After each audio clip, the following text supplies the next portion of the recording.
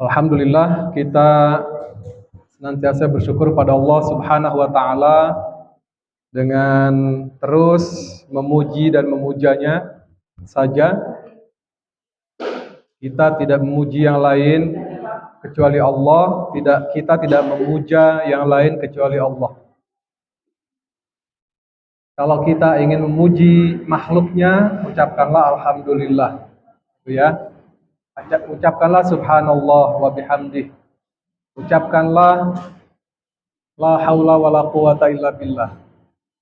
Kalau kita ingin atau kagum melihat ciptaannya, makhluknya. Jadi kembalikan semua pada Allah, karena memang hanya Dia yang berhak untuk kita puji. Kenapa? Karena Dia telah memberikan banyak kepada kita. Ya Bu ya. Allah itu sangat banyak memberi kepada kita. Tapi sayang, kebanyakan kita tidak merasa banyak menerimanya. Ya Bu ya. Padahal banyak, tapi kita selalu saja merasa tidak banyak. Kenapa itu?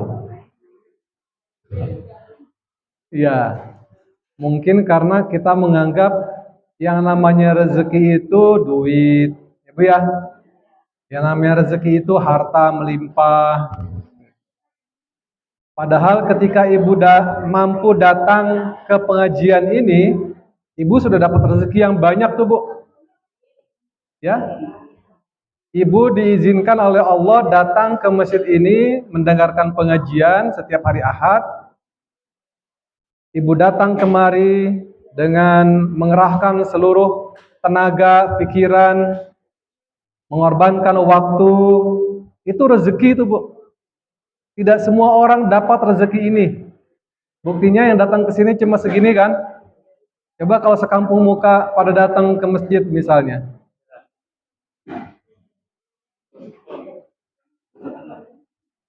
Iya. Ya, jadi beruntunglah kita bahwa kita adalah orang yang dipilih oleh Allah untuk menerima rezekinya. Rezekinya itu apa? Yaitu kita bisa mendatangi majelis ilmu. Ya. Kita ikut terlibat dalam proses belajar. Kita bisa kemudian saling mengenal satu sama lain. Kalau sudah saling mengenal, maka kemudian saling mengasihi. Kalau sudah saling mengasihi, maka kemudian saling menolong. Gitu Bu ya.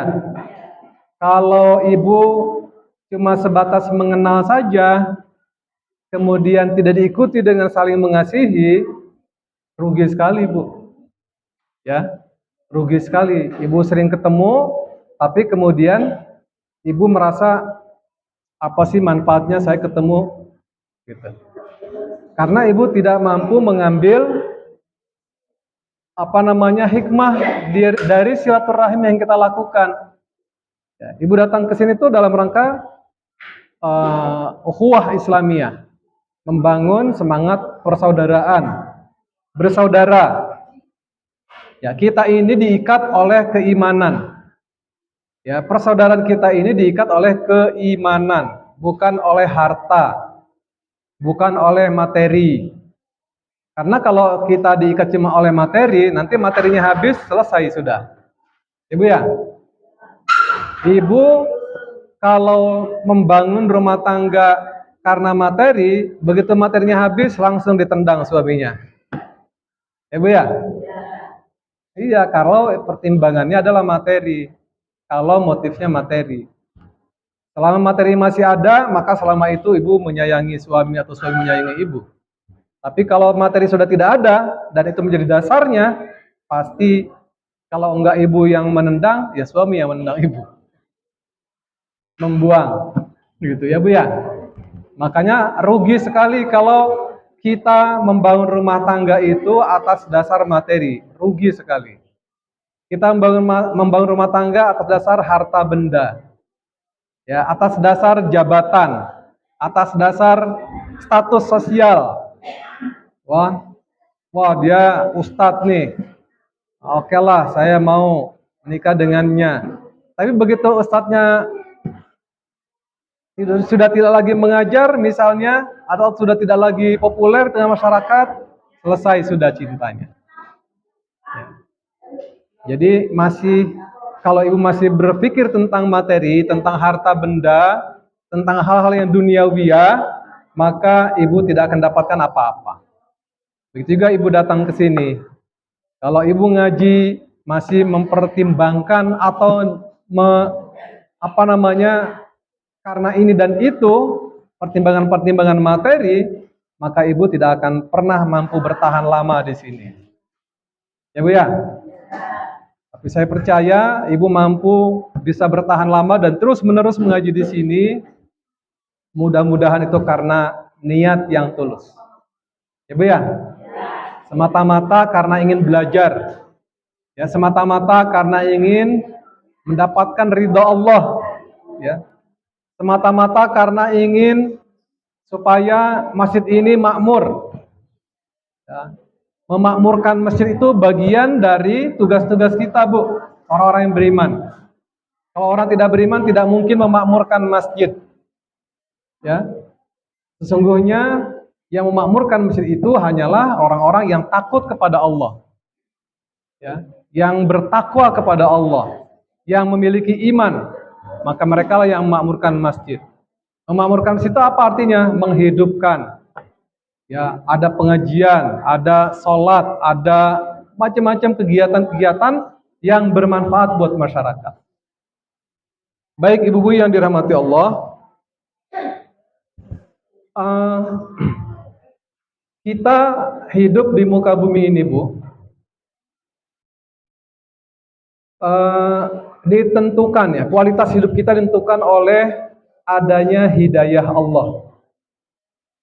Bu ya, oleh adanya hidayah Allah. Sebagaimana pernah dulu saya sampaikan dan sekarang saya sampaikan lagi, takut ibu lupa gitu ya.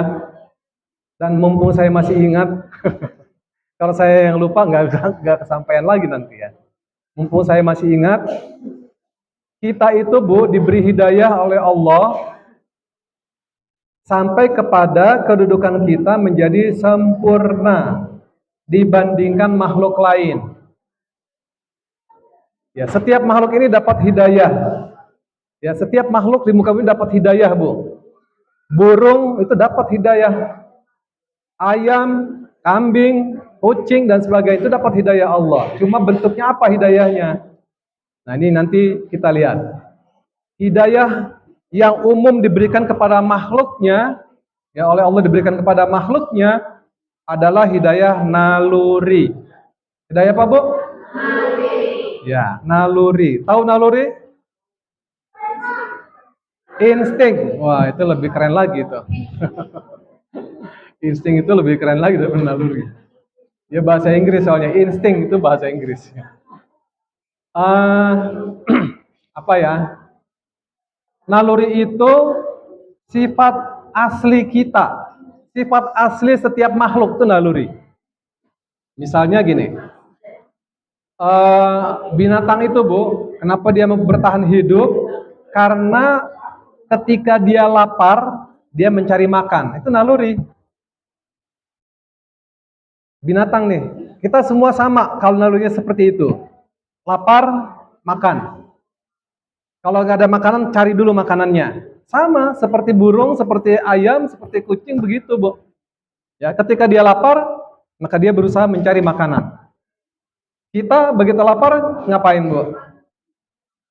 Cari makan. Ya, nggak mungkin makan langsung begitu. Cari makan dulu. Dicari dulu makanannya. Ya, sama, binatang pun begitu, makhluk lain pun begitu. Jadi kita belum beda, Bu, dengan binatang. Kalau baru sebatas dapat hidayah naluri doang. Dapat hidayah insting tadi. Bayi ketika dia lapar mengapain, Bu? Nangis. Karena belum bisa ngomong. Maka nalurinya oleh Allah digerakkan untuk menangis. Supaya apa? Supaya emaknya melihat, mendengar, oh dia lapar. Atau ketika dikasih makan tetap aja nangis. Apalagi nih? Itu ibu lebih tahu lah. Ya. Kalau ibu tidak punya naluri menyayangi bayi, mungkin udah nggak punya perasaan itu, Bu ya. Beruntunglah ibu masih diberikan naluri menyayangi anak ibu, ya, menyayangi anak-anak kita. Kalau enggak, mungkin udah dari begitu lahir langsung buang. Kalau ada kasus seorang ibu membuang anaknya, itu memang sudah nalurinya sudah seperti binatang. Binatang itu pun pada binatang-binatang tertentu, enggak semua binatang, Bu. Ada seekor gagak.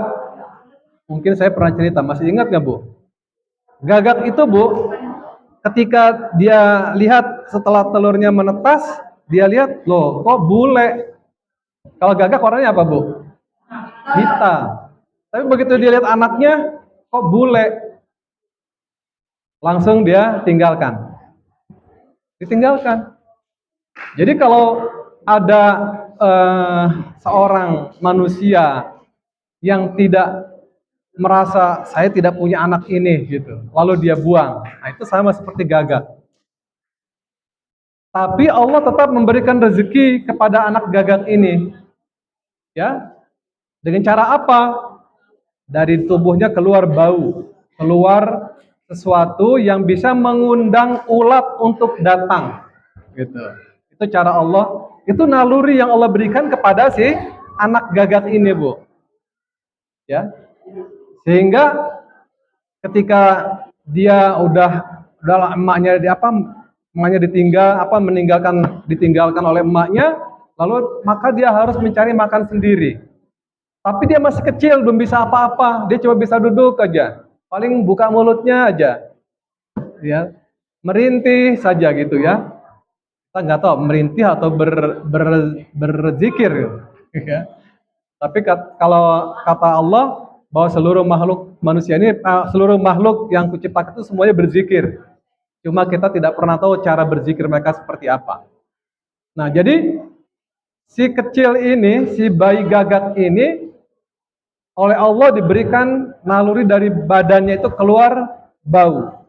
Baunya apa? Mengundang ulat untuk datang. Gitu. Ya, jadi begitu dia mengeluarkan bau badannya, datanglah ulat. Wah, ini makanan saya nih, gitu. Ketika datang itulah, maka si bayi gagak tadi diberikan naluri oleh Allah bagaimana mengambil ulat itu untuk dimakan. Dan itu terus menerus seperti itu sampai kemudian bulunya berubah hitam. Ketika sudah berubah hitam, barulah emaknya datang lagi. Oh, anak saya nih. Ya. Nah, kalau manusia seperti itu gimana ya, Bu ya? Biasanya kalau udah dibuang, kalau manusia beda. Kalau udah dibuang, udah lupa gitu ya, dilupakan saja. Kalau perlu nggak ketemu lagi, kalau perlu malah mati lah tuh yang dibuang itu. Jadi lebih sadis dari binatang ya, Bu ya. Kalau ada manusia berpikiran seperti itu. Jadi naluri yang diberikan kepada makhluk Allah itu pada batas hidayah naluri itu sama semuanya. Ya, sama semua. Kucing itu, Bu, ketika dia punya anaknya jantan, ya, lalu belangnya 3. Belangnya 3. Apa yang terjadi, Bu? Anaknya dimakan oleh bapaknya. Kucing. Ya, entah karena apa. Tapi ada juga si ibu yang melindungi anak kucing ini. Tapi juga ada ibunya sendiri yang makan anaknya sendiri. Nah, ini naluri yang mengajar kepada kita naluri buruk, ya, yang muncul dari seekor binatang. Dan itu juga terjadi pada manusia. Ada manusia yang tadi makan anaknya. Iya, manusia makan anaknya. Misalnya anaknya, sekarang kan kasus belakangan ini sudah sangat sering terjadi dan ini mendekati akhir zaman memang seperti ini. Ya, seorang ayah memperkosa anaknya, anak gadisnya. Ya. Atau seorang anak laki-laki memperkosa ibunya. Itu sudah biasa. Karena apa? Naluri binatangnya lebih dominan, lebih menguasai dirinya, sehingga dia tidak lagi berpikir, ya, tidak bisa lagi berpikir. Ada kakak makan makan anak adiknya, atau adik makan kakaknya, ya, dan seterusnya dan seterusnya. Jadi ini tanda-tanda akhir zaman itu seperti ini, Bu. Ya, pembunuhan merajalela di mana-mana, nyawa mudah melayang. Makanya Ibu, selalulah berlindung kepada Allah ya Bu ya, supaya kita tidak termasuk yang terkena suasana seperti ini ya di tengah keluarga kita. Makanya yang bisa menyelamatkan kita dari kondisi seperti itu Bu adalah dengan kita beriman dan bertakwa. Kalau ibu mengabaikan iman dan takwa, insya Allah ibu jadi korban nanti. Ya, naudzubillahi min dzalik. Jadi yang bisa menyelamatkan kita iman takwa saja, Bu. Nggak cukup jadi orang Islam. Ya, tidak cukup jadi yang penting saya sholat. Sholatnya pun seingatnya. Atau ingat tapi sholatnya asal-asalan. Kan begitu ya. Tapi kalau itu dalam proses belajar nggak masalah, teruslah belajar. Meskipun ibu nggak bisa-bisa, teruslah belajar. Nanti Allah yang berikan kemampuan kepada kita untuk bisa memahami, untuk bisa mempraktekkan, untuk mudah melaksanakan apa yang Allah perintahkan. Makanya kan kita diajar berdoa, Allahumma a'inni ala dzikrika wa syukrika wa husni ibadatik. Jadi minta tolong sama Allah. Ya Allah, tolonglah aku untuk senantiasa berzikir kepadamu, untuk senantiasa beribadah dengan sebaik-baiknya. Gitu ya. Untuk senantiasa mampu menjalankan semua perintah Allah Subhanahu wa taala. Jadi selalu minta tolong. Karena kita ini Bu, kalau tidak ditolong oleh Allah, kita tidak mungkin bisa melaksanakan ajaran Islam ini dengan sungguh-sungguh, dengan benar. Ya. Begitu pula ketika kita masuk surga, Bu, insya Allah kita masuk surga, itu semata-mata karena rahmat Allah, bukan karena kita hebat. Ya, bukan karena saya ustadz lalu saya masuk surga misalnya ya. Enggak, bukan karena itu. Tapi karena kasih sayang Allah, kita bisa masuk surga. Makanya ibu jangan pernah putus asa untuk mendapatkan rahmat Allah itu. Ibu ya, kita jangan pernah, sudahlah saya memang sudah terlanjur banyak dosa, kalian aja lah.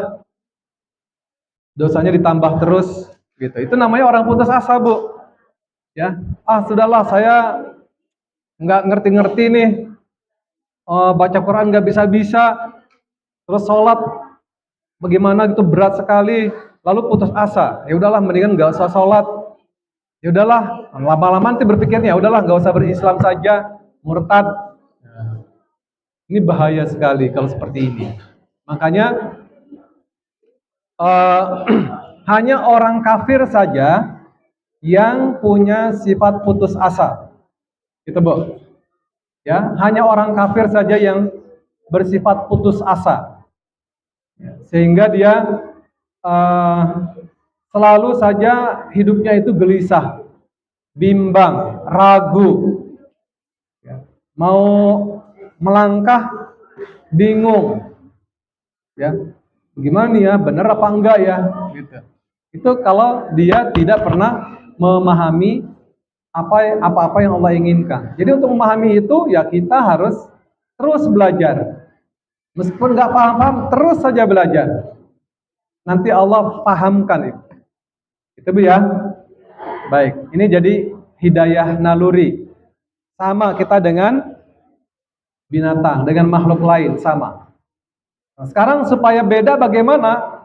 Allah berikan lagi hidayah apa? Hidayah akal. Nah, inilah yang bedakan kita dengan binatang. Binatang itu tidak punya akal dia. Ya, dia cuma punya otak. Kita punya otak nggak, Bu? Punya. Yang namanya otak itu bukan berarti akal, Bu. Beda, Ibu ya. Jadi kada orang, akalmu gimana sih? Padahal ini otak. Ini otak nih. Yang namanya akal tuh ini, hati. Qalbun namanya. Atau ada juga istilah fuad. Fuad itu hati dan itu akal. Ya. Jadi kalau kita ingin membedakan diri dengan binatang, dengan kambing, dengan kerbau, dengan sapi, dengan anjing, dengan babi, berakallah. Gunakan akal kita dengan sebaik-baiknya dan sebenar-benarnya. Jangan kita menafikan akal kita. Setiap kita ini, Bu, diberikan kemampuan berpikir oleh Allah Subhanahu wa taala. Karena berpikir itulah, maka kemudian kita bisa memilih. Bu, kalau Ibu bangun tidur, ngapain? Pasti Ibu memilih. Ibu ya? Milih. Ngapain dulu ya? Masak dulu, apa mandi dulu, apa dulu. Jadi baru bangun tidur saja kita sudah disuruh memilih. Dan memilih kita itu harus berdasarkan ini, bukan ini ya. Ini. Berdasarkan akal pikiran kita. Jadi kalau hati kita ini senantiasa diisi oleh oleh nilai-nilai yang baik, ya, nilai-nilai yang baik, informasi-informasi yang bagus untuk kemanusiaan kita, maka insya Allah hati kita akan pasti memilih yang baik dan benar. Jadi bukan cuma semata-mata baik, tapi juga benar. Memangnya baik dan benar beda, Bu? Ada yang bisa membedakan baik dan benar? Baik belum tentu benar. Benar benar itu sudah pasti baik buat orang yang memiliki hati. Tapi baik belum tentu juga benar. Misalnya nih, Bu, contohnya nih, Bu ya, pakai baju itu baik atau benar? Baik. Kalau menutup aurat baik atau benar? Beda kan? Ibu, versi Ibu baik. Menurut orang Jawa berpakaian kebaya misalnya baik. Tapi menurut orang Papua belum tentu, Bu. Orang Papua yang di hutan maksudnya ya. Nah, cuma nutup kemaluannya saja. Itu baik buat mereka. Apa benar? Salah. Gitu, Bu ya. Jadi kita utamakan kebenarannya dulu. Meskipun barangkali menurut kebanyakan orang nggak baik. Gitu. Yang penting benarnya dulu. Benarnya pun harus berdasarkan syariat. Berdasarkan Islam, bukan berdasarkan maunya kita. Ibu ya? Maunya kita ini ngapain sih puasa 12 jam?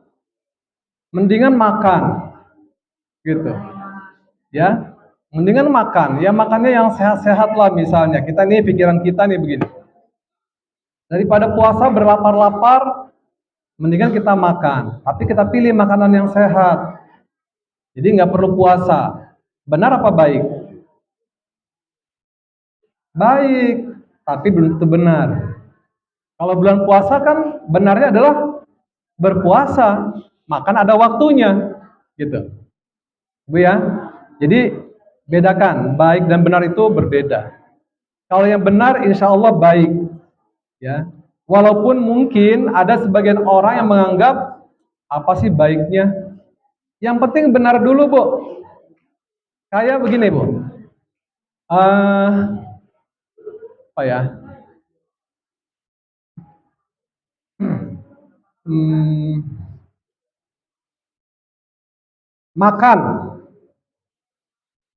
Makan nasi. Baik atau benar, Bu? Baik. Tapi juga sekaligus benar.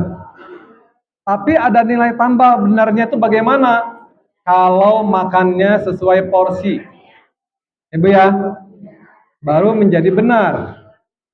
Walaupun baik, tapi kalau melebihi porsi kita, makan banyak gitu sampai kita enak, sampai mau dibuang lagi, nah itu berarti makannya nggak benar. Kita punya uang nih banyak, lalu kita mau belanjakan uang itu melebihi kebutuhan kita, ya melebihi kebutuhan kita. Pokoknya belilah, mau menghabiskan uang yang kita miliki, saking banyaknya kita, apa uang kita itu. Tapi kemudian ibu membeli hal-hal yang tidak penting buat ibu pakai, ya, tidak penting buat ibu pakai, maka itu berlaku pemborosan namanya. Sedangkan Allah mengatakan yang boros itu temannya setan. Innal mubadzirina kanu ikhwanasy syayatin. Sungguhnya sikap boros itu adalah temannya setan atau saudaranya setan.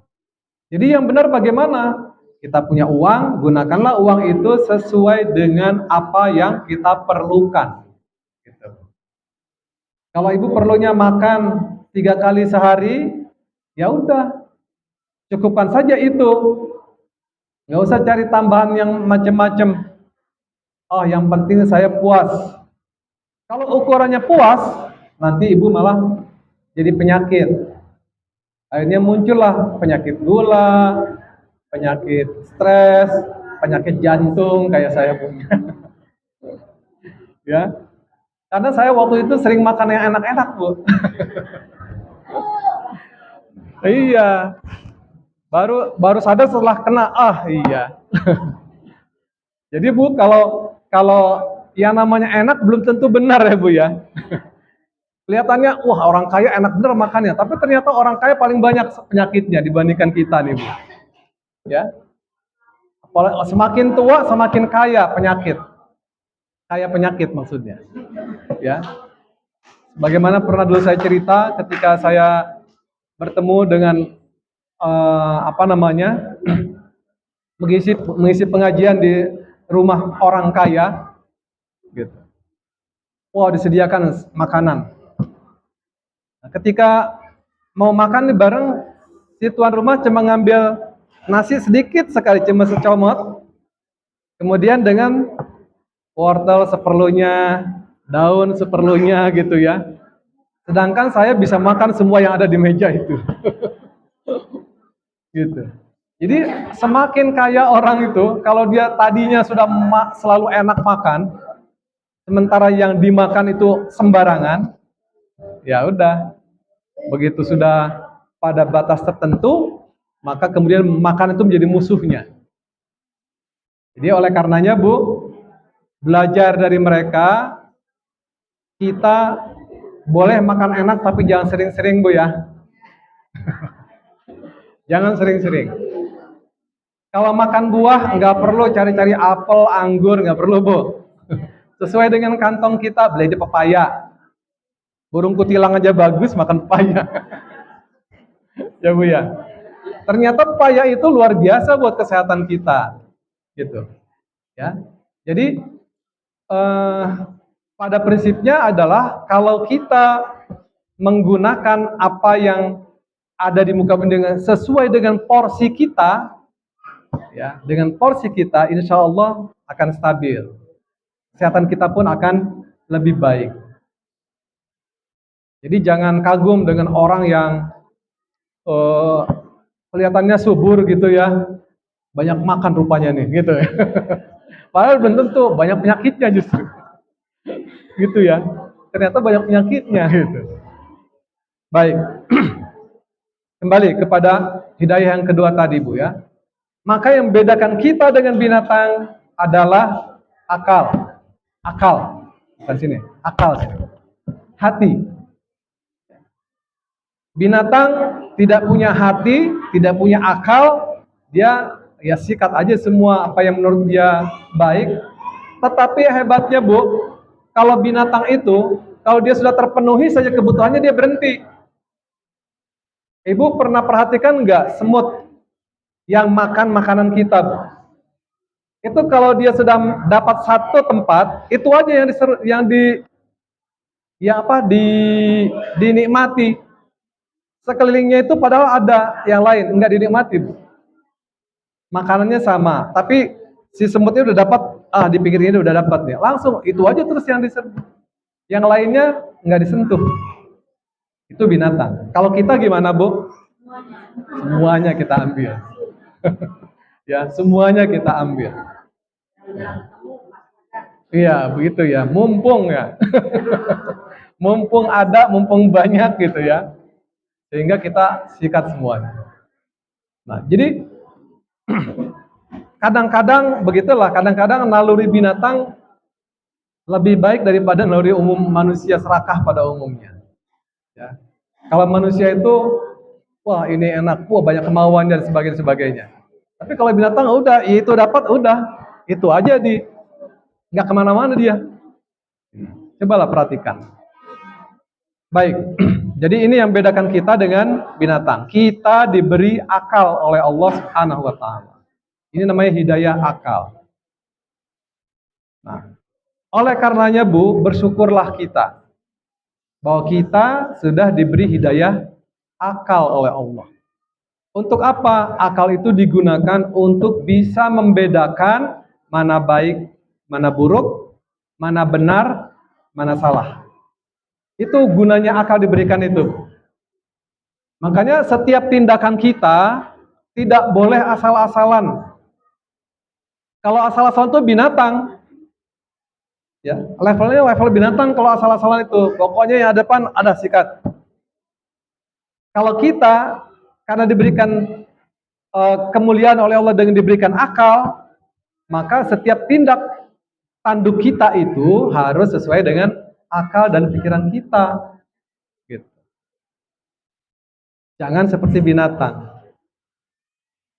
Jadi kalau binatang melakukan sesuatu yang buruk, itu bukan karena pikirannya, karena ya naluri binatangnya itu ya tidak ada dibatasi. Tapi kadang-kadang juga kita bisa belajar dari binatang ya.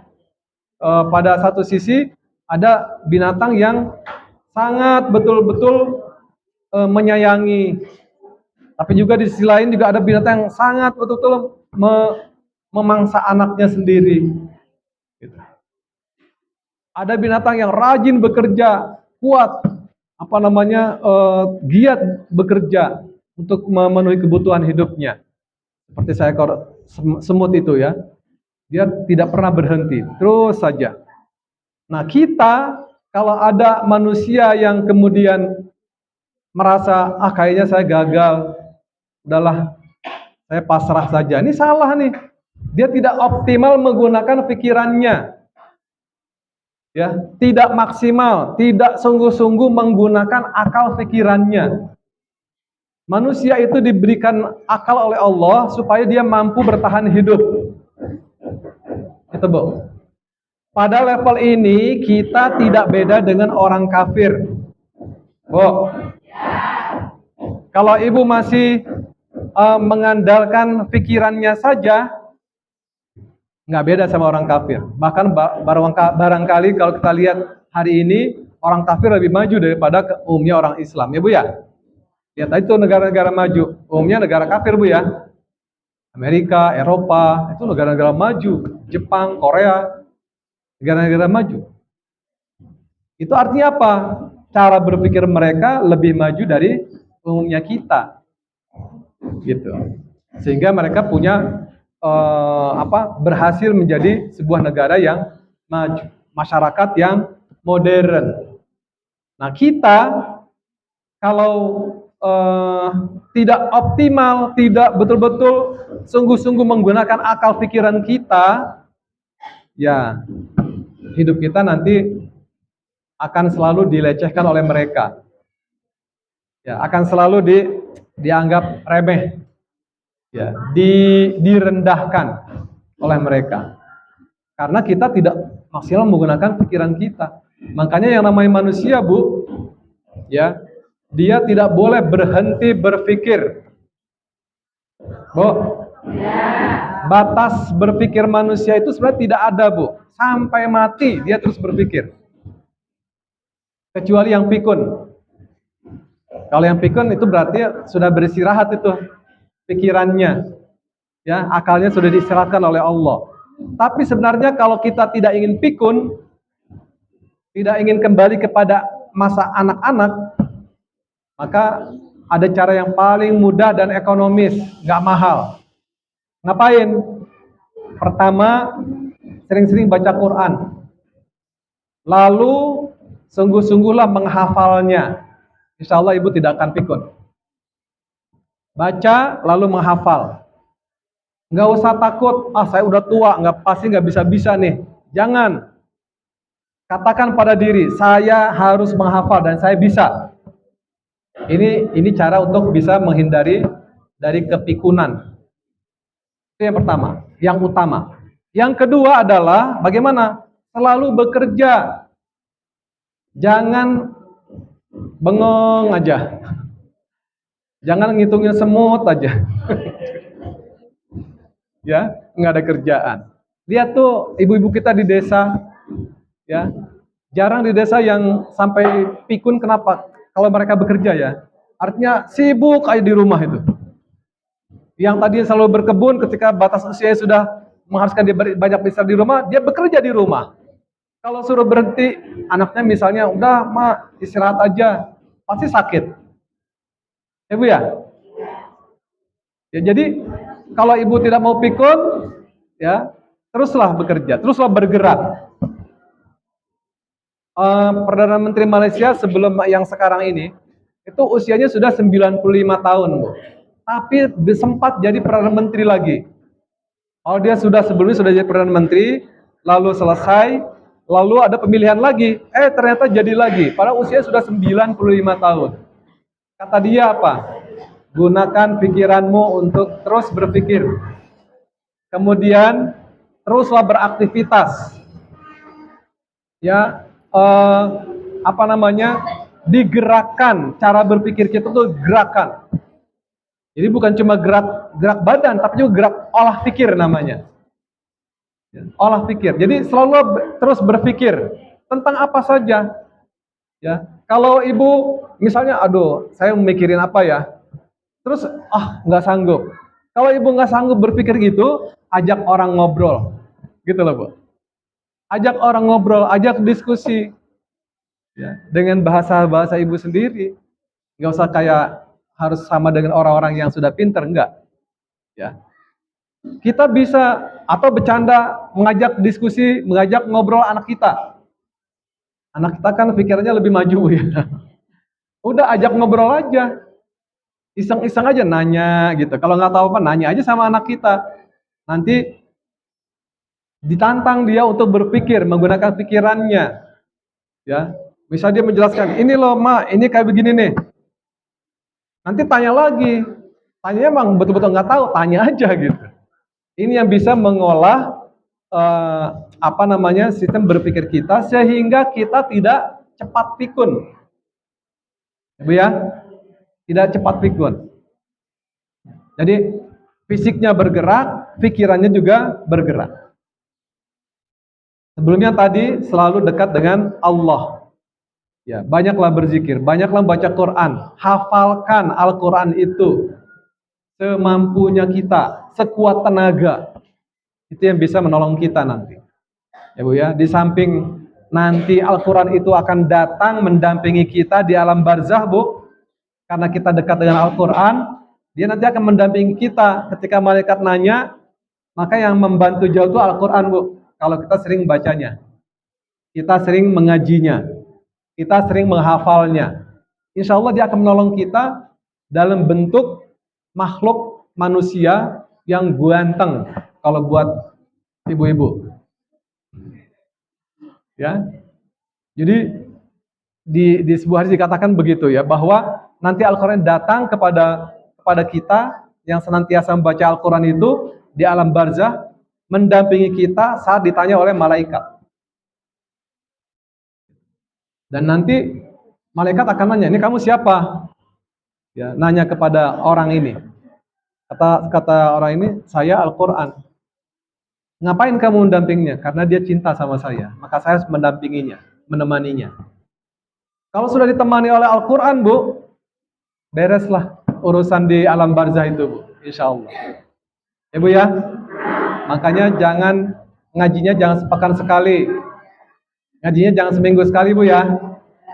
Ngajinya setiap hari.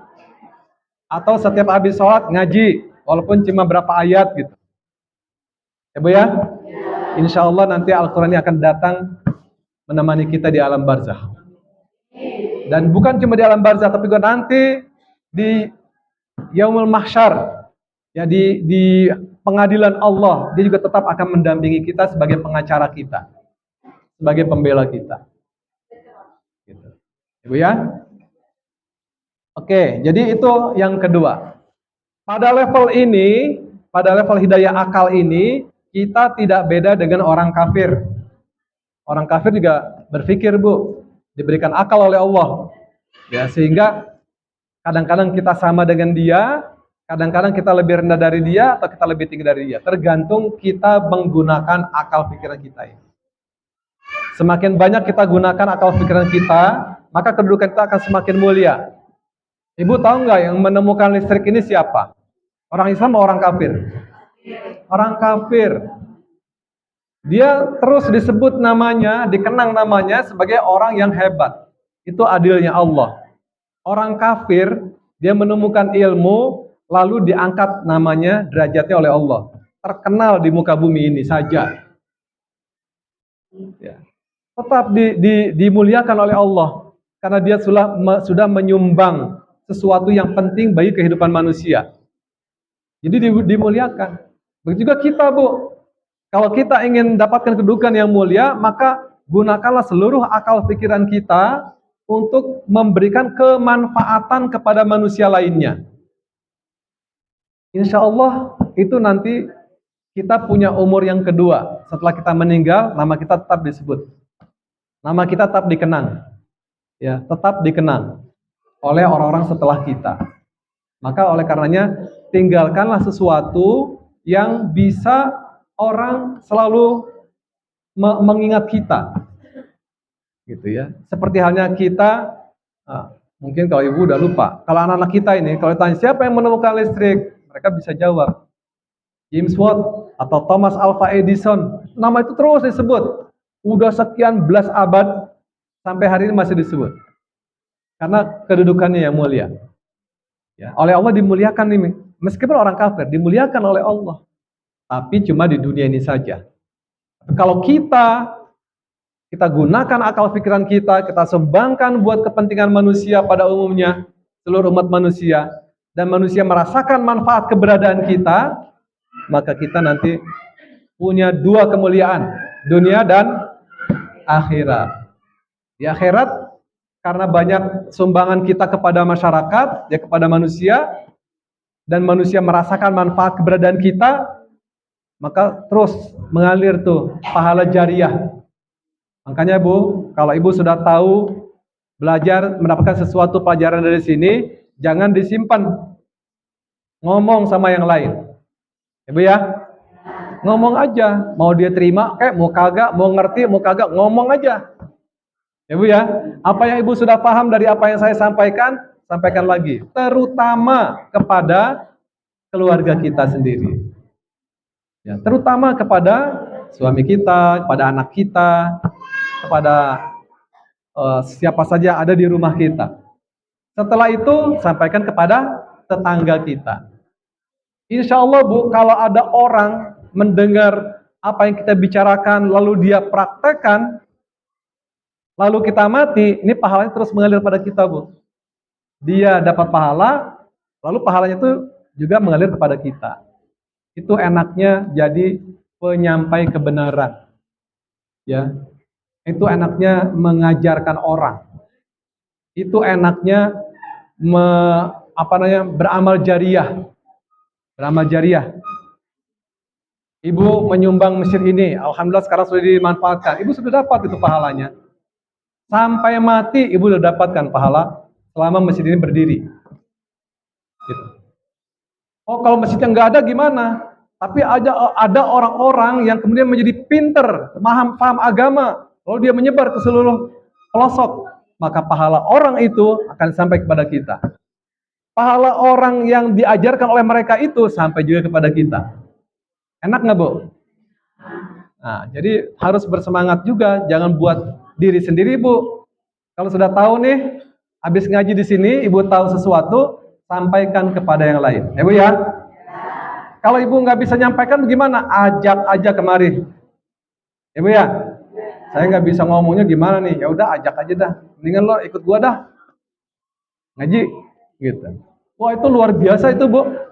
Kalau Ibu dapatkan satu orang saja misalnya nih, Ibu ngajak orang, ngajak tetangga, ayo ngaji yuk.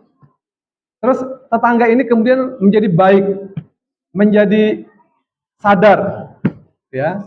Lalu dia melakukan kebaikan-kebaikan. Ibu dapat pahalanya, Bu. Ibu dapat pahalanya. Ya, ibu lagi tidur, dia lagi bekerja misalnya, ibu dapat pahalanya. Kalau ibu nggak melakukan apa-apa, gitu. Paham, Bu? Oke. Jadi itu ya pentingnya kita ber, mendapatkan hidayah akal itu. Baik.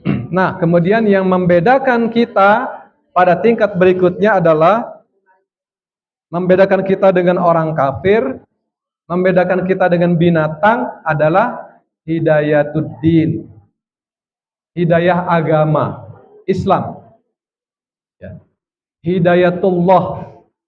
Ya, hidayah yang Allah berikan kepada kita, hidayatullah. Jadi ini yang membedakan kita. Inilah yang menyebabkan kita menjadi mulia di mata Allah dan di mata makhluknya. Jadi kalau selama ini misalnya nih, Bu, orang nggak naruh hormat, nggak menghargai kita, tidak mencintai kita atau tidak bagaimanalah dengan kita, maka mungkin ada sesuatu yang belum pernah mereka rasakan akan keberadaan kita. Utamanya adalah keislaman kita ini. Kenapa di Indonesia, Bu, orang kafir itu sedikit sekali masuk Islam? Ada yang masuk Islam, tapi sedikit dibandingkan orang Islam murtad. Oh, ya, lebih banyak orang murtad daripada orang yang masuk Islam di negeri ini. Kenapa begitu? Karena ternyata kita tidak pernah bisa atau belum bisa memunculkan wajah Islam kepada siapapun. Ini, Bu, ya, wajah Islam. Seperti apa sih wajah Islam itu? Apa seperti yang diberitain itu ya? Wajahnya serem, perang, ngebom, segala macam. Ya. Itu bukan wajah Islam itu, Bu. Ya, itu bukan wajah Islam. Wajah Islam itu ya seperti Rasulullah. Ya, seperti Rasulullah. Sehingga disebut uswatun hasanah. Ini beratnya masjid ini begitu, Bu. Beratnya kita berada di masjid ini adalah harus menjadi uswatun hasanah. Contoh buat yang lain. Makanya kalau kita belum bisa jadi contoh yang lain, maka teruslah perbaiki diri kita. Ya. Kalau kita belum bisa ngajak orang lain, contohkan sajalah. Gak usah ngomong, Bu. Contohin aja yang baik. Insya Allah mereka akan, oh iya ya, kalau sudah paham Islam ternyata begini ya. Kalau ada orang Islam, dia kenal Islam, tapi kemudian berperilaku buruk kepada saudara se-Islamnya, berarti belajar Islamnya salah. Itulah, Bu. Ya, belajar Islamnya salah berarti. Ya. Kalau seorang itu sudah belajar Islam, maka dia akan muncul dari dirinya akhlak Islam. Akhlak Islam itu adalah akhlak yang mulia, yang indah, seperti yang Rasulullah contohkan kepada kita. Ternyata, Bu, orang yang masuk Islam dulu itu bukan karena pinternya Rasulullah ngomong, bukan. Kebanyakan karena contoh. Rasulullah awal-awalnya nggak banyak ngomong, ya. Awal-awalnya cuma menunjukkan dia jujur, dia orang yang sangat dipercaya, dia orangnya bersih, dia orangnya disiplin, Cuma gituan yang dicontohkan. Sampai kemudian orang-orang kafir di Mekah itu mau menggelarinya Al-Amin. Al-Amin. Itu cuma perilaku aja, Bu. Nggak ngomong.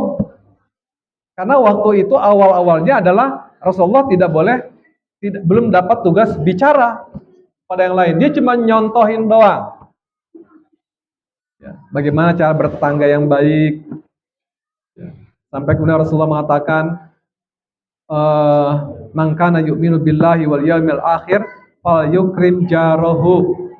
Kalau kamu beriman pada Allah dan hari akhir, maka muliakanlah tetanggamu.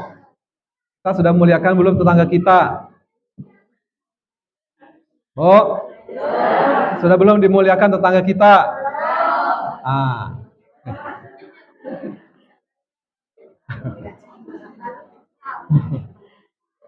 Tetangganya yang mana banyak nih? Ya. Ya, jadilah contoh buat tetangga kita, Bu. Kalau ada tetangga kita macam-macam ya perilakunya, mungkin jangan-jangan kita punya andil, Bu. Kita punya andil buat tetangga kita buruk. Artinya kita tidak pernah mencontohkan sesuatu yang baik sama tetangga kita. Sehingga tetangga kita itu nggak berubah-berubah kelakuannya. Kalau dia marah-marah, tetangga marah-marah sama kita, kita balas lagi marah-marah. Ya nggak bakal nyambung-nyambung, Bu. Bu, punya tetangga buruk nggak, Bu? Banyak ya. Cobalah lawan dengan kebaikan. Gitu. Kalau ibu lawan lagi dengan keburukan, udah semua jadi buruk.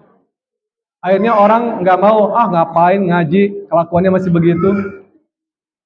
Enak nggak udah bilang begitu, Bu? Ngapain ngaji ke sana, ngaji ke sini, ngaji ke sana, jauh-jauh ngajinya. Tapi kelakuannya masih begitu. Berarti ada sesuatu yang salah dari cara kita tampil. Ibu ya? Siap untuk mencontohkan kebaikan? Siap jadi pelopor kebaikan? Harus. Harus. Ya Bu ya? Harus. Kalau mau berbuat baik, jangan ditunda-tunda. Fastabiqul khairat. Segera. Gitu. Jadi dalam ajaran Islam itu, Bu, untuk melakukan kebaikan, untuk melakukan hal yang positif, segera sifatnya. Jangan nunggu orang lain duluan. Justru kita harus lebih dulu. Kalau sama-sama berlomba cepat, ya udah bareng-bareng gitu. Ya, nggak perlu kita kemudian dia duluan lagi. Nggak perlu. Sama-sama lah. Ya, menunjukkan kebaikan-kebaikan. Maka insya Allah Islam ini akan menjadi sesuatu yang dirasa kehadirannya, dirasakan kemanfaatannya. Jadi sekali lagi saya katakan, kenapa orang Cina di negeri kita ini kebanyakannya nggak suka meluk Islam, dia lebih suka meluk Kristen. Ketika saya tanya, kenapa sih lo baru sekarang meluk Islam, kan lo udah tua? Ya bagaimana gue masuk Islam? Tetangga gue pada begitu kelakuannya. Gitu, tidak mencerminkan keislamannya. Jadi gue nggak pernah lihat Islam tuh kayak begini indahnya. Gitu. Di samping faktor hidayah, tapi juga apa yang dia lihat itulah yang dia, Islamnya begini ya. Oh, Islam ternyata tukang ngomel ya. Oh, Islam ternyata marah-marah ya. Wah, udah dia takutlah. Takut bertetangga dengan kita. Iya. Wah, orang Islam tuh kerjanya berisikan orang ya. Aduh. Padahal Islam tuh harus tampil dengan wajah ramah, dengan lingkungan yang merasa nyaman gitu ya. Meskipun barangkali semangatnya semangat Islam gitu. Ya. Misalnya begini.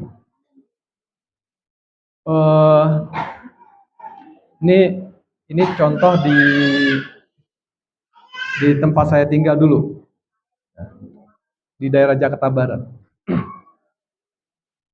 Itu kalau Islamnya luar biasa gitu ya. Islamnya, dia pahamlah Islam. Tapi sehari-harinya nggak menampilkan wajah Islam yang sebenarnya. Gitu. Sehingga orang merasa tidak nyaman kalau ada dia. Keberadaannya tidak diharapkan. Gitu ya. Kalau nggak ada, asik gitu. Kalau dia, wah rajin puasa, rajin sholat, rajin bersedekah, rajin segala macam. Tapi dia orang-orang sekitar itu merasa tidak nyaman dengan mulutnya, dengan dengan sikap kasarnya, gitu. Akhirnya dia menganggap, oh begini kali ya ajaran Islam ya. Padahal dia banyak nyumbang, banyak kalau ada masjid bangun, wah dia paling duluan, ada sekolah paling duluan. Tapi orang tidak selamat dengan ucapannya, dengan mulutnya, tidak selamat. Maka kemudian menjadi tidak produktif Islamnya. Artinya hanya menjadi orang menjadi apa gitu, melihat atau merasakan kehadirannya tidak dengan kehadiran Islam yang sungguhnya. Kalau Rasulullah, Bu, punya tetangga, ya sering saya ceritain Bu ya, orang Yahudi, kalau Rasulullah keluar dari rumah ya langsung ditimpukin Bu, disiramin air, wah dicaci maki.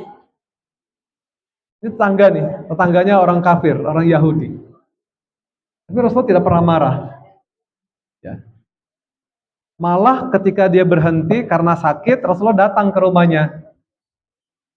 Ya. Begitu dia tahu tangganya sakit, dia datang. Tengokin, dia doakan, ditantar makanan, didoakan supaya segera sembuh. Kemudian dia masuk Islam. Ada lagi seorang buta, miskin, peminta-minta. Setiap hari kerjanya maki-maki Nabi Muhammad SAW. Pokoknya tiada hari tanpa maki-maki Nabi. Tapi Nabi datang ke sana, itu nyuapin makanan, Bu. Ke si peminta-minta ini. Ya. Jadi setiap kali datang itu rumahnya menurut sebuah hadis itu dia agak keluar Mekah di ujung. Ya. Dia Rasulullah rutin datang ke sana bawa makanan dan disuapin lagi. Cara nyuapinnya gimana? Karena dia tahu yang mau disuapin nggak punya gigi, dikunyah dulu sama Rasulullah. Dikunyah, lalu masukkan ke mulutnya. Iya, habis mau begituin dia nggak bisa mengunyah, nggak ada giginya. Tapi habis udah disuapin begitu masih saja dia Rasul dimaki-maki, ya, masih saja dimaki-maki. Tapi Rasul terus saja datang sampai suatu saat meninggal Rasulullah, ya, digantikan oleh Abu Bakar. Abu Bakar radhiyallahu an menggantikan. Dia tanya kepada Aisyah, wahai Aisyah, apa sih kebiasaan Rasulullah yang setelah Rasulullah meninggal? Apa kebiasaan Rasulullah yang selalu saja Rasulullah lakukan setiap hari? Kata Aisyah, engkau datang itu ada seorang pengemis Yahudi di ujung jalan sana. Oh iya, maka Abu Bakar menyambung itu. Menyambung kebiasaan Rasulullah. Karena dia ingin mencontoh Rasulullah. Nah, ketika datang, lalu dia mendengar, tuh Rasulullah dimaki-maki. Itu Abu Bakar menangis. Ya Allah, jadi selama ini kerjanya begini ya. Tapi karena Rasulullah terus memberi makan, maka Abu Bakar, udah kamu kasih makan aja. Dia kasih makan langsung aja, tak, kita disuapin. Dia kaget, kok beda nih, gitu. Kok beda sih? Mana yang biasa menyuapi saya, gitu. Abu Bakar tanya, kok kenapa? Kan kamu biasa kasih makan. Iya, tapi nggak begini caranya, gitu. Nggak seperti ini caranya. Lalu Abu Bakar bilang bahwa orang yang selalu datang kepadamu dan dia memberi makan kamu, ya memberi makan kamu itu adalah orang yang setiap hari engkau maki-maki. Langsung dia menangis, ya, menangis sejadi-jadinya dan kemudian dia masuk Islam saat itu juga. Jadi ternyata orang yang dicaci maki itulah yang memberi makan dengan lembut, ya, dengan kunyahan Rasulullah. Wah, berkah sekali itu ya. Berkah sekali. Jadi di sini adalah bahwa Rasulullah itu, ajaran Islam itu mencontohkan sesuatu yang lebih dibandingkan dengan yang lain. Ya. Maka kemudian sangat mudah orang-orang itu bukan dari ngomongnya tapi dari perilakunya. Karena yang dengan perilaku kita itu orang merasakan, oh ini rupanya ajaran Islam. Kalau cuma ngomong kan biasa ya. Kadang-kadang ngomong sama perilaku kan beda ya. Tapi ini udah ngomongnya benar, perilakunya pun dicontohkan langsung benar. Maka orang akan merasakan, oh inilah wajah Islam yang sebenarnya. Sehingga orang banyak tertarik.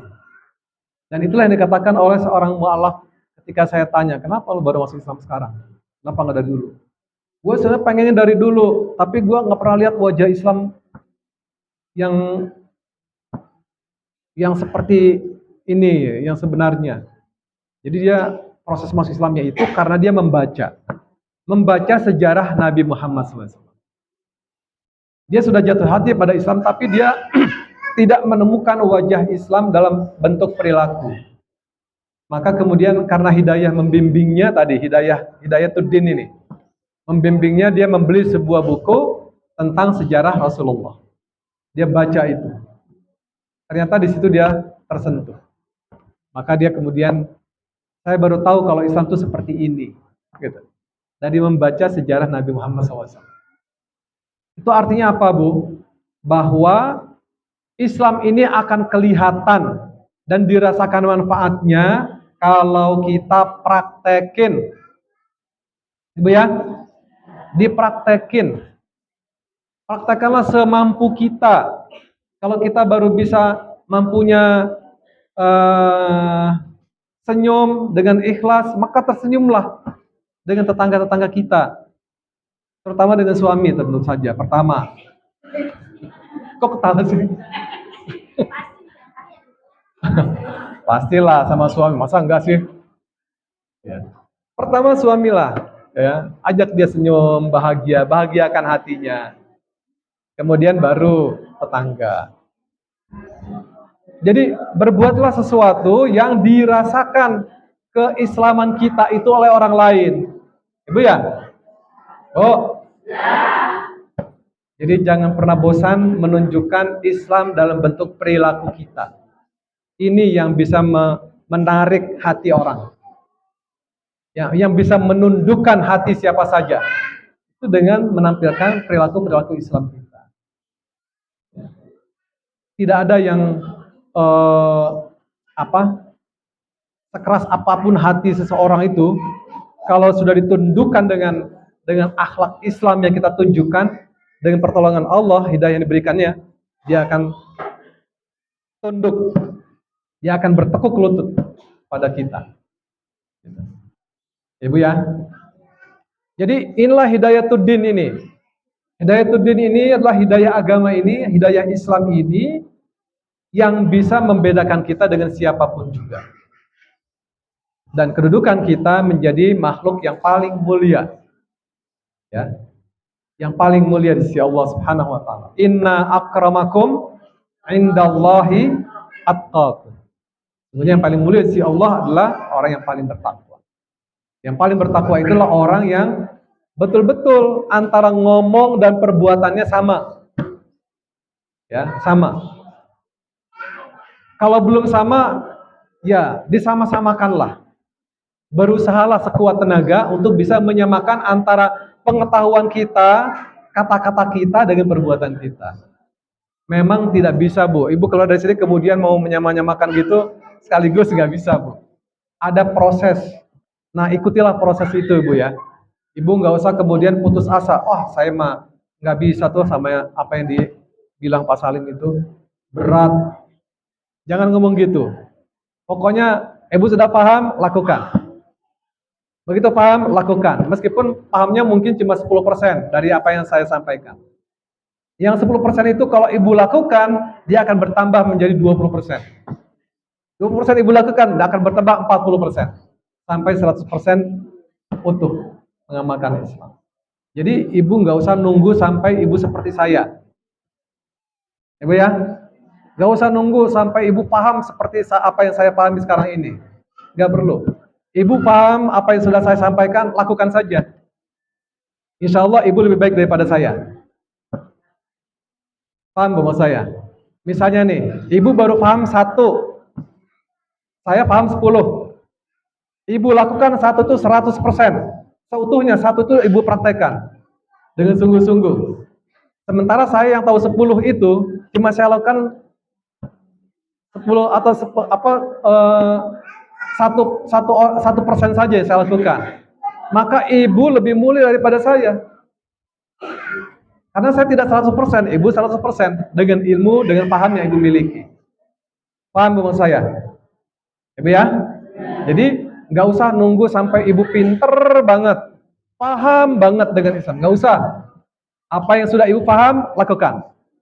Insya Allah nanti ibu paham 10, dilakukan 10. Ibu paham 20, dilakukan 20. Gitu aja. Ya.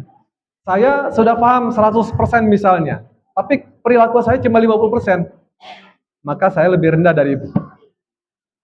Ibu cuma 10%, tapi ibu lakukan 10%-nya itu secara utuh. Ibu lebih mulia dari saya. Paham? Jadi itu yang menentukan kemuliaan seseorang.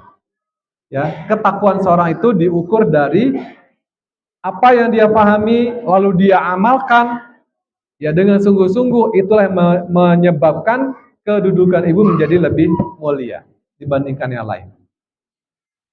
Oke. Sekarang ada persoalan di tengah kita.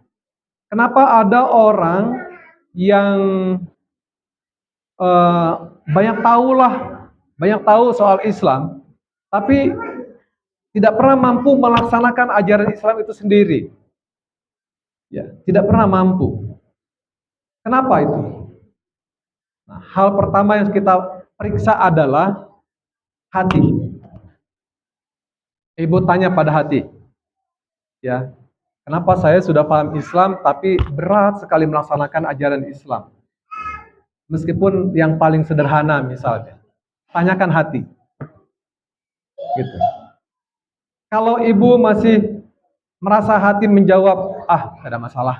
Misalnya nih, biarin dah, nanti juga saya paham. Misalnya, nah itu artinya ada sesuatu yang harus diperbaiki di hati kita.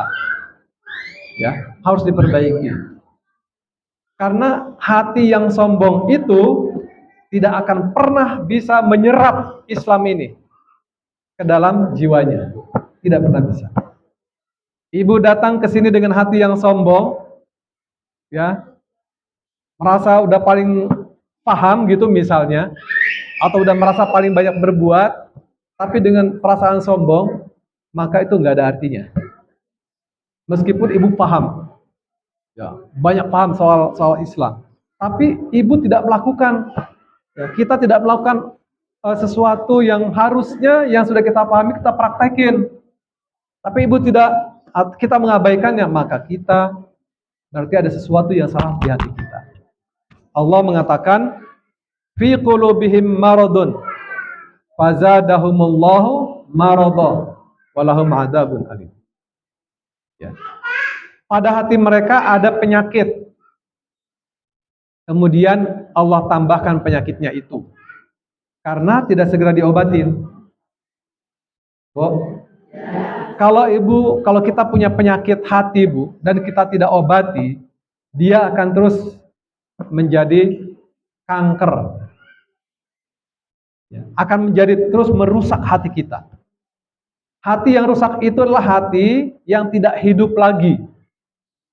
Kalau hati sudah tidak hidup, maka dia tidak akan pernah mudah menangkap nasihat, menangkap isyarat-isyarat yang Allah berikan di sekeliling kita. Nggak mampu ditangkap. Masa bodoh aja. Gua tahu, gitu misalnya. Ada kejadian, begini, padahal ada pelajaran penting kejadian itu. Tapi karena hati kita kotor, hati kita berpenyakit, maka kita anggap remeh aja. Paling juga begini nanti, paling juga begitu. Nggak jadi pelajaran. Ada tetangga kita meninggal misalnya, kita takziah. Pernah nggak kita belajar dari orang yang meninggal itu? Kalau hati yang bersih, Bu, insya Allah ibu begitu takziah akan terus mengobati hati yang luka, hati yang mungkin berpenyakit itu, menjadi obat. Tapi kalau ibu tidak segera mengobati penyakit hati itu, dia akan terus menjadi kanker. Kalau sudah jadi kanker, Bu, udah. Itu dalam Al-Quran dikatakan, khatamallahu ala qulubihim wa ala sam'ihim wa ala absarihim ghishawah walahum adzabun azim. Di hati Allah sudah mengkhatam, menutup hati, menutup pikiran. Jadi betul-betul ditutup oleh Allah, sehingga ketika ada ayat-ayat Allah nih di sekeliling kita, nggak mempan masuk ke hatinya, karena hatinya sudah tertutup. Ya, sudah tertutup. Makanya orang kafir itu, kenapa mereka masih kafir? Itu boleh jadi dia tahu ini ada pelajaran-pelajaran penting nih yang bisa mencerahkan jiwanya, tapi dia tidak peduli. Kenapa? Karena ternyata begitu Allah masukkan ke dalam hatinya, itu mental lagi keluar. Kenapa? Hatinya tidak terima. Kenapa? Karena hatinya sudah tertutup oleh penyakitnya itu. Makanya saya selalu katakan di sini dan selalu saya berulang-ulang menyampaikan bahwa ketika kita merasakan hati kita ini keras, hati kita ini merasa tertutup lah, tidak mudah menerima nasihat, banyakkanlah istighfar. Ibu ya, banyakin istighfar. Dan lakukan istighfar itu di tengah malam. Bangun, tahajud, kalau nggak bisa 11 ya 2 rakaat sajalah, tambah 1. Lalu berzikirlah, beristighfarlah sepanjang itu sampai subuh. Nggak usah minta macam-macam. Dengan istighfar itulah Allah akan penuhi segala apa yang kita perlukan. Ya, coba praktekkan itu. Insya Allah nanti ibu akan kaget. Oh ternyata, asalkan ibu lakukan itu dengan sepenuh hati, ya, dengan sepenuh hati, dengan sepenuh kesadaran. Terus saja astagfirullah, astagfirullah, astagfirullah. Kan gampang Bu ya, ngomong astagfirullah gampang kan Bu? Bisa semua? Lakukan itu. Insya Allah dengan itu, dengan istighfar itu, ibu akan selesai masalah. Seberat apapun dan sebesar apapun masalah itu. Karena ini sudah janji Allah Subhanahu wa taala. Buat mereka yang senantiasa beristighfar, terutama di waktu sahur, gitu ya. Wabil asharihum yastaghfirun, kata Allah, mereka pada waktu sahur selalu beristighfar, maka itulah yang bisa membuka hati kita. Yang tadinya banyak penyakit, terus dihapus oleh Allah penyakitnya. Kalau hati itu bersih Bu, pikiran kita bersih, maka insya Allah apapun yang terjadi di sekeliling kita dan diri kita, dan pada diri kita, itu menjadi peringatan buat kita untuk kemudian kita berusaha memperbaiki. Artinya Allah sudah memberikan peringatan dini. Hati-hati nih, begini. Kita itu kalau hati yang bersih Bu, akan langsung tangkap. Oh, maka kemudian kita segera melakukan sesuatu yang apa yang sudah Allah tentukan. Seperti itu Bu ya. Kemudian yang kedua, tadi hati yang penyakit ya, hati yang berpenyakit, yang seringkali membuat hidayah yang harusnya kita mudah menjalankan hidayah-hidayah itu, tapi kemudian kita kesulitan mempraktekkan hidayah itu yang sudah Allah berikan itu. Yang kedua adalah karena kesombongan. Kalau tadi penyakit hati itu ada iri, dengki, hasad, ya, ria. Kemudian ada satu lagi penyakit yang ini juga menghalang kita masuk surga, ya, yaitu sikap kibir, sombong. Kata Rasulullah, kalau seseorang itu meninggal dengan membawa sedikit saja kesombongan di hatinya, maka itu akan menghalangnya masuk surga. Sedikit saja. Gitu. Walaupun cuma setitik, sebesar zarrah. Sebesar zarrah itu benda yang paling kecil di alam semesta ini, zarrah namanya. Ya. Benda yang paling kecil di alam semesta ini namanya zarrah. Kita sering menyebutnya apa ya, paling kecil? Hah? Ibu lihat listrik nggak, Bu? Listrik. Nah, elektron itu benda paling kecil. Malah ada lagi yang lebih kecil lagi dari itu. Kalau itu ada dalam hati kita, kata Allah, dan itu dibawa mati, maka kita tidak akan masuk surganya. Meskipun kelihatannya kita banyak beramal soleh. Paham, Bu? Meskipun kita banyak beramal soleh, tapi dengan kesombongan yang sedikit itu bisa menghalang dan menghancurkan kita untuk bisa mencapai surga. Maka oleh karenanya jangan pernah mengabaikan, ya Bu ya, sikap sombong itu harus betul-betul kita enyahkan. Sikap ria, sombong, itu penyakit kedua setelah syirik yang bisa menghalang kita masuk surga. Oh, pada dasarnya orang Islam itu masuk surga, gitu loh. Pada dasarnya orang Islam itu masuk surga sepanjang dia tidak memiliki syirik dan sombong. Ibu nih misalnya cuma bisa sholat, puasa, terus sedikit-sedikit sedekah, sedikit-sedikit bantuin tetangga, patuh sama suami, menyayangi anak, keluarga, itu jamin masuk surga tuh, Bu. Ya, dijamin masuk surga. Bahkan kata Rasulullah, pilih pintu mana saja kamu mau masuk. Yang penting itu terpenuhi. Sholat, puasa, ya, kemudian bersedekah, sedekah sesuai dengan kemampuan kita, lalu patuh pada suami, menyayangi keluarga dan sebagainya. Kata Rasulullah, pilihlah pintu mana saja kamu boleh masuk surga. Gampang sebenarnya, Bu. Ibu ya? Gampang sekali. Tapi kalau itu diikuti dengan kesombongan, dengan perbuatan syirik, sekecil apapun perbuatan syirik itu, maka kebaikan ibu tidak ada artinya. Ya, kebaikan yang ibu lakukan tidak ada artinya. Karena dihancurkan oleh syirik dan sombong. Oleh karenanya saya selalu berulang-ulang nih. Ya, dan begitu juga para Rasulullah dahulu itu, misi yang dibawanya itu adalah membebaskan manusia dari kemusyrikan dan kesombongan. Itu misi para Rasul. Fir'aun dengan kesombongannya mengaku sebagai Allah, sebagai Tuhan, dihancurkan. Dan menghancurkannya bagaimana? Dengan Musa cukup dengan bertauhid kepada Allah. Mempertuhankan Allah saja, tidak melakukan kemusyrikan. Hancur yang musyrik itu, yang syirik itu. Sekuat apapun kemusyrikan itu akan hancur. Jadi ini harus selalu kita waspadai. Ya Bu ya, penyakit syirik ini harus selalu diwaspadai, juga penyakit sombong harus diwaspadai. Jangan pernah kita merasa aman ya dengan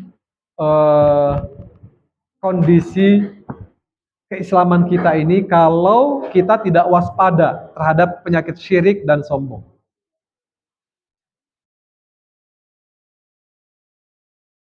Kemudian yang ketiga yang menghalang atau yang bisa menghanyutkan atau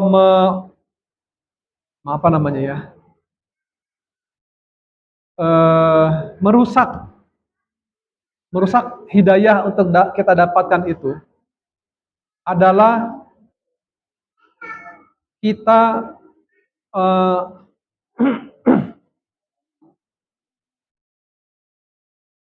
mengabaikan sikap kesalehan sosial kita. Kesalehan sosial itu artinya apa? Yang namanya berislam tidak cukup untuk kita sendiri. Ya, maka kita juga harus melakukan kesalehan-kesalehan buat orang lain. Ini yang bisa menolong kita nanti. Jadi kalau kita mampu untuk berbuat baik kepada orang lain, lakukanlah. Jangan pernah ditunda. Dan itulah yang juga bisa melembutkan hati kita. membersihkan hati kita. Sehingga hidayah Allah itu akan mudah masuk ke tengah-tengah kita. Kalau kita hidup selalu dengan kesalahan sosial itu, insya Allah kita akan terbebas dari penyakit hati, Bu. Ya, penyakit hati. Merasa diri paling hebat, merasa diri paling benar, merasa diri paling pokoknya paling keren lah. Kemudian kita memandang rendah orang lain. Nah, ini yang bisa menghalang kita untuk meraih hidayah Allah itu. Ibu ya. Jadi oleh karenanya berusahalah untuk kita muncul dengan kesalehan sosial kita. Kesalehan sosial itu tadi, peduli dengan tetangga, peduli dengan keluarga, dengan tetangga, dengan masyarakat, dan dengan kehidupan manusia pada umumnya. Jadi dimulai dari kepedulian kepada diri sendiri untuk terus meningkatkan kualitas diri kita. Ibu ya, kalau merasa diri masih kurang, terus tingkatkanlah. Di mana kurangnya, tingkatkan pada kekurangannya itu. Jangan kita asik dengan kekurangan kita. Ibu ya, jangan kita asik dengan kekurangan kita. Teruslah berusaha untuk meningkatkan apa yang masih kurang pada diri kita. Kalau misalnya pada sisi ini cukup, maka ambil sisi yang lain lagi. Tambahkan pada sisi yang lain lagi. Terus saja sampai kita bisa berusaha sekuat tenaga sempurna. Walaupun itu tidak mungkin. Kan yang namanya sempurna cuma Allah dan Rasul yang memiliki. Ya Bu ya, kita tidak sempurna. Tetapi ketika kita bertekad sungguh-sungguh mau jadi yang sempurna, Allah bukakan jalannya. Walaupun kita mungkin tidak sempurna apa yang kita bayangkan. Paham mas saya, Bu? Oke. Mudah-mudahan kita semua, termasuk diri saya sendiri, ya, kita semua dimudahkan oleh Allah untuk kita bisa meraih apa yang dikehendaki oleh Allah, yaitu ketakwaan. Ibu ya, kita raih hidayatuddin itu untuk kita bisa membedakan diri kita dengan makhluk lain dan dengan manusia lain. Orang yang memilih Islam dalam hidupnya berarti dia adalah orang pilihan. Karena hidayah itu tidak diberikan kepada maunya kita. Hidayah itu maunya Allah, Bu. Rasulullah maunya Abu Talib masuk Islam, ternyata Allah tidak. Ya, Nuh maunya anaknya bersamanya, tapi ternyata Allah tidak. Nuh tidak bisa memberikan hidayah kepada anaknya, Kanaan. Nabi Lut tidak bisa memberikan hidayah kepada istrinya. Ibu ya. Seorang istri tidak bisa memberikan hidayah kepada suaminya. Siapa ya? Firaun. Ya, Asia tidak bisa memberikan hidayah kepada Firaun. Begitu juga yang lain-lainnya. Jadi hidayah itu hak Allah. Nah, untuk supaya kita dapatkan hidayah itu, mintalah sama Allah. Ya, nanti Allah akan tunjukkan jalannya. Makanya tadi saya sudah bacakan di surah Al-Ankabut ayat terakhir, alladzina jahadu fina lanahdiyannahum subulana. Barang siapa orang yang bersungguh-sungguh di jalan kami, berjihad di jalan kami, maka kami akan berikan dia hidayah. Lanahdiyannahum, pasti gitu ya. Pasti kami berikan hidayah. Jadi tergantung usaha kita, sungguh-sungguh atau tidak untuk dapatkan hidayah itu. Kalau kita anggap, hidayah apa sih, nggak ngerti, lalu kita cuek aja, ya nggak bakal ditunjukkan oleh Allah. Tapi kalau kita sadar, ternyata hidayah itu yang membedakan saya dengan orang kafir, dengan manusia lainnya, maka berusahalah mendapatkan hidayah itu. Nanti Allah berikan jalannya. Ya Bu ya? Dan untuk itu kemudian kita selalu membersihkan diri kita. Banyakkan beristighfar, banyakkan berzikir, banyakkan membaca Quran. Ya Bu ya? Itu yang bisa membersihkan hati kita. Di samping juga bersedekah, menolong orang yang memerlukan. Apa yang bisa kita tolong, tolonglah, meskipun cuma sekedarnya. Tapi ketika kita niat menolongnya, insya Allah dia punya nilai besar di sisi Allah Subhanahu wa Ta'ala. Baik, saya kira ini saya buka tanya jawab.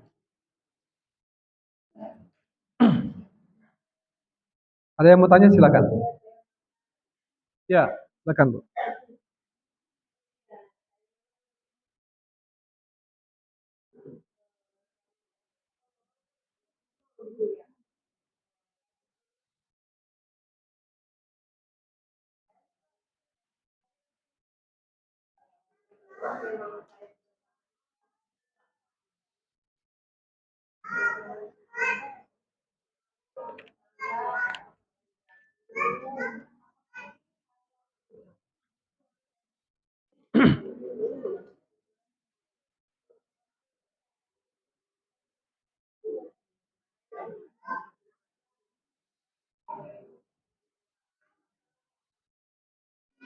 Ya.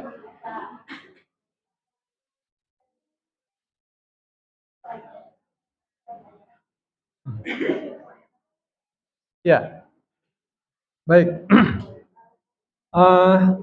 Lihat lihat situasinya Bu. Kalau misalnya memang harus dengan suara yang agak keras karena faktor lain yang menghalang suara kita dengannya, ya gunakan suara keras itu, tapi tidak dengan niat memarahinya, ya Bu ya, tidak dengan niat memarahinya. Ya mungkin siapa tahu kalau kita suaranya pelan nggak ketangkap gitu ya, atau kita ngomongnya terlalu panjang kemudian nggak ketangkep juga apa sih yang mau diomongin gitu. Maka kita harus bisa mengatur komunikasi kita. Kita atur bicara kita dengan suara yang lemah lembut tapi kedengaran gitu. Dan insya Allah kelemah lembutan itu bisa menembus eh, kerasnya hati seseorang. Gitu ya Bu ya. Kalau kita bisa berhadapan dengan orang yang entah itu anak, entah itu suami, entah itu siapa, tetangga, dia keras hatinya, jangan pernah mengeraskannya lagi dengan kita. Kita meresponnya dengan keras. Karena tidak akan pernah nyambung. Tapi balaslah dengan sesuatu yang lebih baik. Dan kelemah lembutan itu, keramah tamahan, kesantunan, bicara maupun perilaku, itu yang bisa merubah hati. Di samping doa kita. Jadi ketika kita mau ngomong nih, sama siapa yang mau kita ngomongin, berdoa dulu, ya Allah, tolong hatinya dipahamkan dengan apa yang saya ucapkan. Berilah hidayah kepadanya. Nanti kita ngomong nih, Allah yang sambungkan ke hatinya. Gitu Bu. Bu ya, jadi jangan pernah mengabaikan, oh mentang-mentang saya bisa ngomong, lalu melupakan bahwa yang mengantar omongan kita ke hatinya itu Allah gitu. Gitu Bu. Ya, yang mengantarkan omongan kita ini ke hati seorang yang kita ajak bicara itu Allah. Bukan karena kita pinter, bukan. Bukan karena kita pandai bicara. Maka oleh karenanya minta tolonglah sama Allah. Ya Allah, tolonglah saya mau ngomong nih. Gitu. Supaya yang saya ajak ngomong ngerti. Itu Bu ya. Jadi selalu berdoa. Begitu juga ketika menasihati anak, ya, minta tolong, ya Allah, Engkau pemilik hati anakku, maka tolonglah hati anakku dilembutkan dan dipahamkan dengan apa yang aku omongin. Nasihati. Itu Bu. Jadi jangan pernah lepas dari pertolongan permohonan kepada Allah. Ya Bu ya. Soal ngomong kita itu insya Allah Bu, kalau kita minta tolong sama Allah, boleh jadi kita nanti akan heran sendiri dengan omongan kita. Ya karena Allah menolong kita, lidah kita tuh bicara. Gitu loh Bu. Cobalah kalau Ibu kurang yakin, Ibu praktekkan ya apa yang saya omongin. Nanti tahu-tahu walaupun mungkin lah orang lain dengarnya ngomong apa sih? Tapi orang yang kita ajak ngomong nih memahamkannya lain. Tapi kebaikan setelah kita mendoakannya, mendoakan ke hatinya itu. Gitu Bu ya. Jadi libatkan Allah dalam semua apapun yang kita lakukan. Libatkan Allah. Hadirkan Allah di tengah-tengah kita. Insya Allah itu yang memudahkan semua urusan kita. Begitu Bu ya? Oke. Yang lain silakan. Ya. Waalaikumsalam.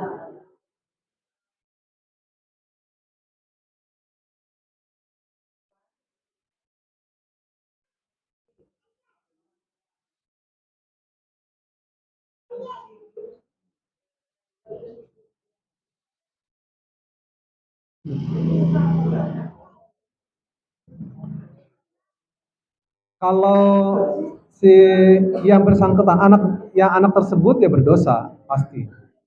Tetapi orang tuanya boleh menolongnya. Ya. Jadi orang tua tetap harus hadir untuk menolong anak-anaknya. Dan itu pahala loh, pahala besar buat orang tua yang bisa menolong anak-anaknya. Jadi ya memang menyakitkan, memang menyakitkan. Ya kalau ada anak kita menikah tanpa izin kita atau tanpa memberitahu kita, itu menyakitkan sekali. Ya Bu ya, pasti itu menyakitkan sekali. Tapi kalau kita ingin terus toh sudah terjadi, misalnya sudah terjadi nih, mau diapain lagi? Yang ada adalah kita mendoakan dan memaafkannya.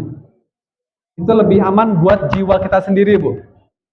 Ya, lebih nyaman buat jiwa kita sendiri. Karena kalau kita perturutkan kemarahan kita, si anak sudahlah hidupnya tidak berkah karena kitanya murka, orang tuanya murka, ya. Lalu kita sendiri akan direpotkan oleh keadaan anak kita itu, meskipun kita sudah membencinya. Naluri keibuan kita, naluri ibu nih, naluri bapak menghadapi seperti itu tentu tidak akan mungkin hilang naluri kasih sayangnya itu. Jadi oleh karenanya, ya ketika itu sudah terjadi dan tidak bisa dihindari lagi, maka kita berikan saja agar pertama anak kita itu menjadi berkah hidupnya, kemudian ajarkan kepada anak kita tentang bahwa dendam itu tidak pernah ada pada keluarga itu. Jadi kalau itu kita hidupkan, insya Allah semua akan merasakan. Allah akan gerakan setiap hati yang ada beriringan dengan kita, berkaitan dengan kita. Memang tidak mudah, ya, tidak mudah. Tapi insya Allah kalau kita kemudian membuka pintu maaf buat anak yang seperti itu, ya, terutama ibu yang kalau si bapak kan biasanya mudah hilang lah. Tapi kalau perempuan kan bisa lama ya, bisa lama, sakitnya bisa lama. Nah supaya tidak berlama-lama sakit, udah maafin aja, maafin kemudian doain supaya anaknya nanti hidupnya menjadi berkah. Nah kalau anaknya sudah hidupnya berkah, sudah semakin baik, dia pasti akan kembali, Bu. Akan kembali, percaya deh. Ya Bu ya. Jadi jangan kita bikin dinding pemisah kita dengan mereka. Memang tidak mudah, sekali lagi tidak mudah. Tapi insya Allah bisa dilakukan. Begitu Bu. Oke, ada lagi? Ya, silakan. Waalaikumsalam warahmatullahi wabarakatuh.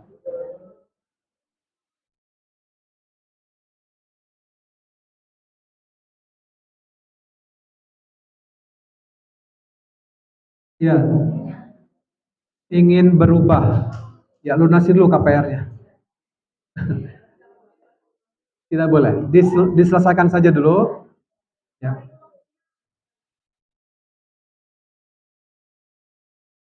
Ya.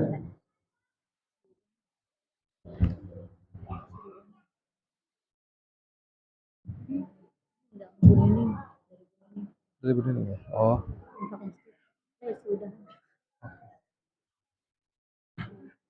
Ya, baik. Jadi gini Bu, Ibu selesaikan dulu hutangnya. Syukur bisa dipercepat kalau misalnya rezeki ada langsung berat dengan niat ingin membebaskan diri dari bunga, dari riba. Insya Allah itu Allah tolong. Tapi tetap harus selesaikan. Karena kalau tidak, malah ibu nanti akan susah. Boleh jadi bank akan menyita, misalnya ini urusan rumah ya, beli rumah misalnya. Bank akan menyita kalau ibu tidak bayar-bayar. Jadi yang bagus dibayar aja dulu, lebih cepat dari jadwal. Nah, dengan begitu kemudian kita bertekad untuk tidak melakukan itu lagi, bertaubat. Ya begitu Bu ya. Insya Allah bisa, nanti Allah akan menolong. Oh ya Bu, sebelum saya lupa, ini ada undangan dari Ibu Nining ya? Mana Ibu Niningnya? Ibu Niningnya mana? Oh itu dia tuh Bu, yang di belakang tuh. Tinggalnya di Blok A, insya Allah akan menikahkan anaknya ya. Jihan Fadia dengan Lingga Setiawijaya. Pada tanggal berapa nih? 4 Juni. Akad nikahnya jam 10, resepsinya jam 1 siang. 4 Juni berarti depan ya? Insya Allah. Ya, jadi ini undangan, insya Allah kita bisa memenuhi undangan ini. Kemudian ini ada pengumuman infak masjid 310 juta. Insya Allah di mata Allah juta nih Bu. Ya, 310.000 rupiah. Insya Allah ini menjadi tabungan akhirat kita Bu ya. Sudah banyak nih Ibu menyumbang untuk masjid ini. Mudah-mudahan kita semua senantiasa dimudahkan oleh Allah untuk bersedekah, juga untuk mengamalkan ajaran Islam dengan sesungguh-sungguhnya. Baik, sebelum saya tutup, satu orang saja. Ya.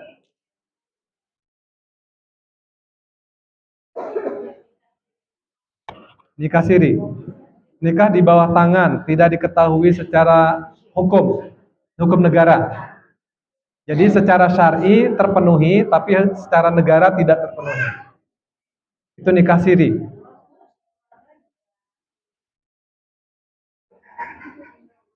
Iya, biasanya kalau laki-laki sih mungkin nggak terlalu masalah. Ya, kalau laki-laki tidak terlalu masalah. Tapi kalau perempuan itu masalah buat orang tuanya. Masalah buat dianya sendiri dan masalah buat orang tuanya. Karena pasti kalau nikah siri kan nikahnya diam-diam ya. Ada orang tua yang tidak diberitahu. Dia kawin di tempat lain. Anak perempuan kita nih misalnya. Dia menikah dengan seseorang tanpa kita tahu dan tanpa kita restui. Dia melakukan nikah siri. Mungkin ketika nikahnya sah, dinikahkan oleh dia mewalikan kepada wali hakim istilahnya. Itu boleh jadi sah, tetapi secara hukum birrul walidainnya itu rusak. Makanya sehingga seseorang yang menikah, anak wanita yang menikah tanpa sepengetahuan orang tuanya, ini anak wanita Bu ya, maka hidupnya akan tidak berkah. Sepanjang hidupnya, selama orang tuanya tidak ridho dengan apa yang perbuat. Itu Bu ya. Jadi ini buat yang punya anak perempuan, termasuk saya kan punya anak perempuan juga Bu ya. Mudah-mudahan tidak sampai demikian ya Bu ya. Mudah-mudahan Allah berikan kekuatan pada anak perempuan kita untuk menikah dengan benar dan seizin kita semua sebagai orang tuanya.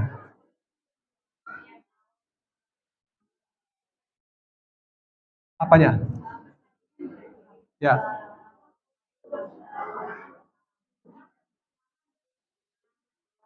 Ya. Boleh. Dia bisa menikah ulang di KUA. Menikah ulang di KUA. Laki-lakinya. Ya tergantung. Kita nggak pernah tahu niat seorang kan. Gitu. Jadi lihat apa namanya, kalau sebenarnya kalau laki-lakinya paham agama, dia pasti akan datang ke orang tuanya si perempuan ini. Gitu. Mau ditolak mau tidak pokoknya datang dan minta. Itu bisa seperti itu. Ya. Makanya Ibu, dengan anak-anak gadis kita itu, dengan anak perempuan kita itu jangan pernah menutup dialog. Jangan pernah memutus komunikasi. Senakal apapun anak perempuan kita, jangan pernah dimusuhi. Ibu ya. Tetap kita sebagai orang tuanya berikan kasih sayang kita setulus-tulusnya. Insya Allah dia kembali. Ya, insya Allah dia kembali. Baik Bu, saya kira sudah mau menjelang zuhur. Mudah-mudahan sekali lagi apa yang kita pelajari hari ini dimudahkan oleh Allah untuk kita pahami, kemudian untuk kita amalkan dengan sungguh-sungguh, dan juga untuk kemudian kita sampaikan kepada yang lain yang tidak hadir pada hari ini. Demikian, dan jangan lupa beri contoh yang baik kepada semua orang supaya mereka merasakan kehadiran Islam di tengah-tengah mereka dan di tengah-tengah keluarga kita utamanya. Mari kita tutup dengan kafaratul majlis. Subhanakallahumma bihamdika asyhadu an la ilaha illa anta astaghfiruka wa atubu ilaik. Billahi taufiq wal hidayah. Assalamualaikum warahmatullahi wabarakatuh.